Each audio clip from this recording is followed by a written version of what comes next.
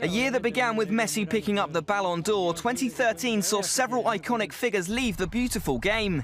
And the names don't come much bigger than David Beckham. The former England captain called time on a glittering career which saw him lift countless titles across the globe. And perhaps most importantly, never failed to look absolutely immaculate in a suit. Beckham's former manager, Sir Alex Ferguson, also called time on his trophy-filled 26-year career at Manchester United. It's a proud moment that, normally people die before they see the statue, or people see the statue.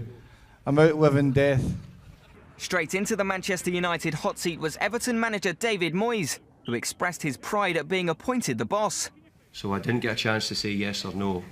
I was told I was the next Manchester United manager by Sir Alex, so for me that was enough. As you can imagine, the blood drained from my face, and I was really shocked, more shocked that Sir Alex had chosen to retire. And there was even more change at the sharp end of the Premier League table as Manuel Pellegrini joined Manchester City from Malaga, replacing Roberto Mancini. Whilst in Spain, there was a surprise appointment as Gerardo Martino became manager of Barcelona from Argentine club Newell's Old Boys. And amongst all this, there was a familiar face back in West London. I didn't choose for my career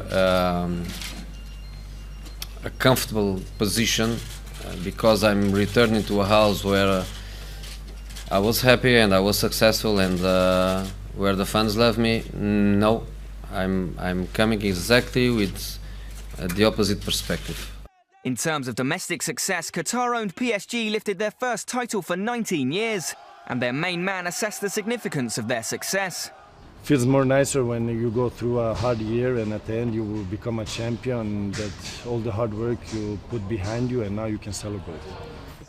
Elsewhere, Barcelona reasserted their dominance in Spain, winning the La Liga crown from Real Madrid. And in Italy, Juventus finished top of the pile. But there was no doubt as to the dominant force in European football as a devastating Bayern Munich side picked up an astonishing treble. The hat-trick of trophies laid down a marker to the rest of Europe and to German rivals Borussia Dortmund, who they beat in the Champions League final thanks to an Arjen Robben winner.